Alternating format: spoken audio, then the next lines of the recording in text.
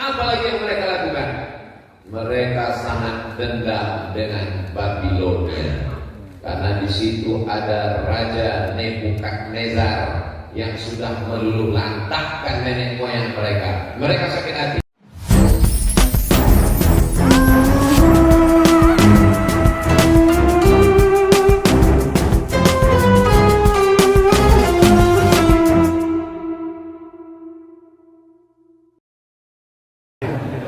Nah, saudara yang dimuliakan Allah Subhanahu wa Ta'ala, kenapa orang Bani Israel ini sangat ingin mengambil bumi Palestina?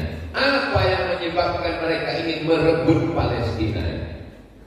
Jadi mereka itu meyakini ada namanya Mesias. Mesias artinya dari kata masih menyentuh. Kalau dia menyentuh orang yang lumpuh, sehat. Menyentuh orang yang buta, sehat.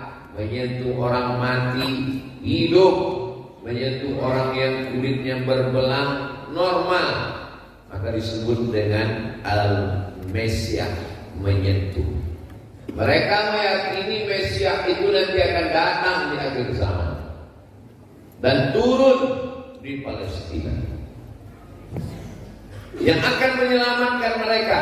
Nanti kalau Mesias yang mereka yakini itu turun, maka mereka akan menguasai dunia, dan selain daripada mereka akan dijadikan sebagai koin keledai tunggangan. Kita akan menjadi keledai tunggangan karena kita bukan suku dari mereka. Mereka melihat suku itu dari ibu. Makanya Yahudi pulang besar-besaran dari seluruh dunia, dari Rusia, dari Maroko, pulang ke Palestina. Tapi dicek dulu ibunya siapa. Bapaknya Yahudi, ibunya non-Yahudi, nggak kita masuk. Ada Yahudi hitam dari Afrika, nggak kita masuk. Diperiksa ibunya siapa. Nah, jadi kalau ada perempuan-perempuan Indonesia yang nikah sama Yahudi, anak kau tidak dikasih masuk juga bisa. Lalu kemudian tujuan mereka apa? Tujuannya kalau sudah mereka menguasai Palestina, mereka berkuasa di sana, mereka menjadi panitia persiapan penyambutan Mesias.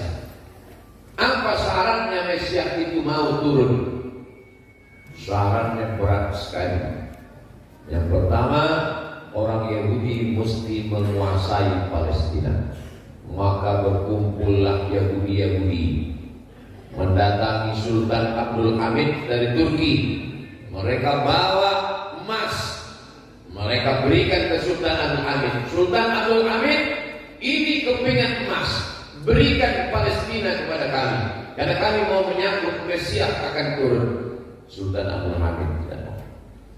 Sultan Abdul Hamid orang yang amanah, sampai mati saya tidak akan menyerahkan Palestina. Mereka sakit hati, mereka gulingkan Sultan Abdul Hamid 1923, berganti 1924. Semua keluarga Sultan Abdul Hamid diusir dari Turki. Begitulah pembalasan sakit hati yang ini. Lalu kemudian mereka terus berusaha. Akhirnya apa yang terjadi? Palestina dijajah oleh Inggris tahun 1946. Mereka mendapatkan Palestina hadiah dari Inggris.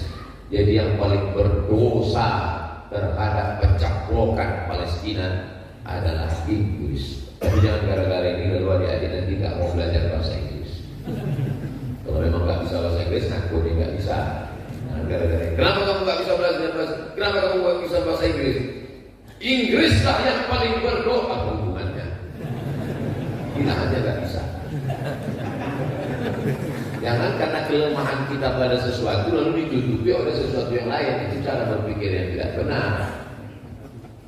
Saya mau mengajak kita untuk berpikir fokus bahwa ini penjajahan Barat itu adalah keberlangsungan dari kejahatan kemanusiaan yang orang Indonesia, kita sebagai bangsa Indonesia dengan ini menyatakan bahwa penjajahan di atas dunia mesti dihapuskan karena tidak sesuai dengan pri kemanusiaan dan pri keadilan. Loh, itu kan preambul Undang-Undang Dasar 45. Iya, Ustaz kok tahu? Saya tukang baca itu tiap hari Senin. Dari SD saya baca itu. Saudara yang dimuliakan Allah Subhanahu wa taala. 1946 mereka merebut, akhirnya mereka berkuasa. Mereka yang memegang kekuasaan sekarang.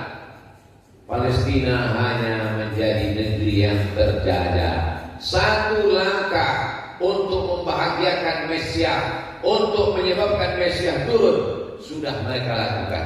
Kuasai Palestina. Setelah mereka menguasai Palestina, kita merdeka 1945. Mereka menjajah Palestina 1946. Selanjutnya apa yang mereka lakukan? Mereka pun pulang beramai-ramai. Dari Eropa pulang ke Palestina, dari Maroko pulang ke Palestina, dari Jerman, dari Amerika, dari Moskow pulang beramai-ramai ke Palestina. Dan sekarang sudah berkumpul lebih dari 5 juta Yahudi untuk menyambut kedatangan Mesias. Lalu kemudian berikutnya setelah berkuasa pulang beramai-ramai. Itu kalau dilihat dari atas, Palestina itu hanya gurun pasir coklat warna tanah. Ternyata Mesias itu tidak mau turun. Kalau dia lihat dari atas masih tanah, dia mau lihat hijau. Dia mau di bawah itu hijau. Dan hijau itu mesti pohon, namanya pohon gharqad. Mereka tanamlah pohon gharqad itu sebanyak-banyaknya. Gimana sih bentuk pohon gharqad, Pak Ustaz? Tulis saja di Google, ghain raqab dan gharqad. Handphone saya belum bisa nulis, belum login. Gharqad.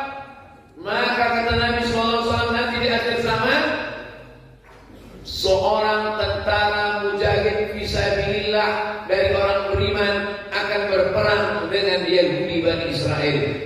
Lalu kemudian sampai-sampai batu akan berkata, ya Muslim, wahai Muslim, hadza Yahudi khalfi. Ini ada Yahudi di belakangku, kata batu. Batu pun akan berkata, di belakangku ada Yahudi bersembunyi. Tapi ada satu yang membela Yahudi, satu pohon. Itulah pohon mereka, kata Nabi. Pohon apa?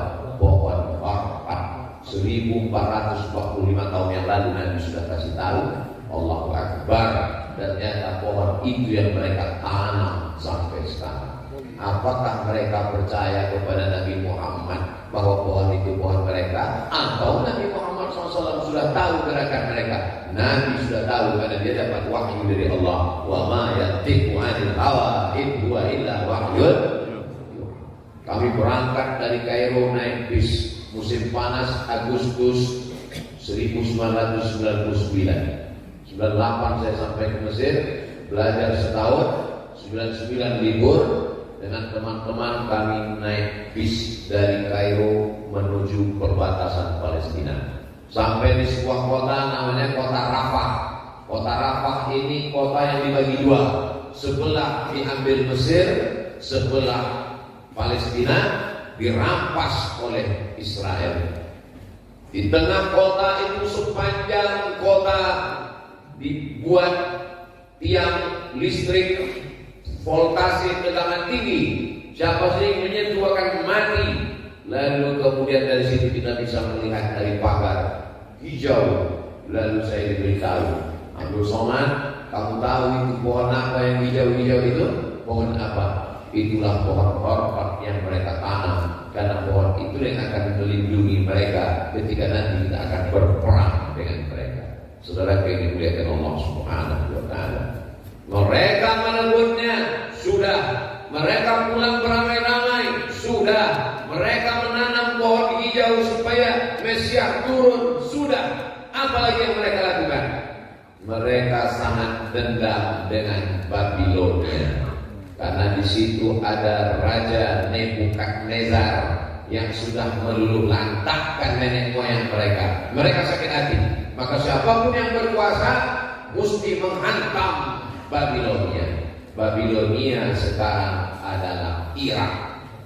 Maka Irak mesti dihantam. Makanya ketika George Bush naik ke atas, yang pertama dia lakukan adalah menghantam Irak. Babak belur, hancur lebur dengan alasan ada senjata pemusnah massal. Saddam Hussein punya senjata pemusnah massal, maka Irak harus dihancurkan. Mereka gantung Saddam Hussein. Mana senjata pemusnah massal? Apakah COVID itu datang dari Irak? Mana ada kebab yang datang dari Irak? Buat kita kenyang. Ternyata apa yang terjadi? Irak adalah sumber minyak terbesar. Mereka takut kalau umat Islam berkuasa. Akhirnya mereka hancurkan. Mereka adu domba. Dan itu memang salah satu gerakan mereka. Pantai Irak. Maka siapapun yang terpilih menjadi presiden Amerika, gerakan pertamanya hancur leburkan Irak. Berhasil sudah. Kuasai Palestina sudah. Ramai-ramai pulang ke Palestina sudah. Tanam pohon kelapa sudah. Hantam Irak sudah. Apalagi ternyata Mesias mau turun ke bawah kalau dia melihat darah sudah mengalir. Bukan darah sapi, darah anak-anak Palestina. Jadi kalau ada orang heran, saya kok heran ya Pak Ustadz, kenapa mereka tidak punya peri kemanusiaan? Mengapa tidak ada rasa iba dalam hati mereka? Kenapa mereka tidak kasihan melihat anak-anak Palestina? Itu salah satu syarat supaya Mesias turun. Berkurban. Kita berkurban sapi, bismillah, ya Allahu Akbar. Saya seumur-umur gak pernah motong ayam. Walaupun saya ini kata orang ustaz yang keras, itu suara saya saja. Kalau hati saya lembut, motong ayam aja saya gak sampai hati. Kemarin kami lihat video ustaz di YouTube itu motong sapi, itu terpaksa. Karena habis pelatihan yang belit dengan Juleha, guru sebelum halal. Setelah teori, Ustaz tiba masanya praktek. Ustaz siap, saya bilang kecil lah menolak sapi. Oh, bismillah, ya Allahu Akbar. Dulunya saya tak sampai hati. Tapi karena untuk konten ya udah. Itulah yang pertama dan terakhir. Sejak itu 2021. Sejak itu tak pernah lagi saya ngomong sapi. Pisaunya banyak di rumah. Lalu disuruh enggak. Mereka jangankan sapi, anak-anak kecil mereka buat berdarah-darah. Inilah menjawab pertanyaan Bapak Ibu adik-adik selama ini bingung. Kenapa mereka menghantam anak kecil? Bukankah anak kecil bukan objek perang? Anak kecil, media, kalangan pers, para medis, dokter, wartawan, nggak boleh dibunuh dalam perang. Kesepakatan Jenewa PBB. Tapi kenapa mereka menghantam? Karena dengan banyaknya anak-anak terbunuh, darah berserak, maka menurut keyakinan mereka Mesias akan turun. Mereka akan terus menghabiskan. Subuh ini kita berusaha untuk menjawab penasaran kita. Kenapa mereka merebut Palestina? Kenapa mesti Palestina? Kenapa mereka menanam tanam hormat? Kenapa mereka kembali pulang beramai-ramai? Kenapa mereka tidak merebut Amerika? Kenapa mereka tidak merebut Inggris, Prancis? Kenapa mereka merebut Palestina? Mereka menanti kedatangan Mesias.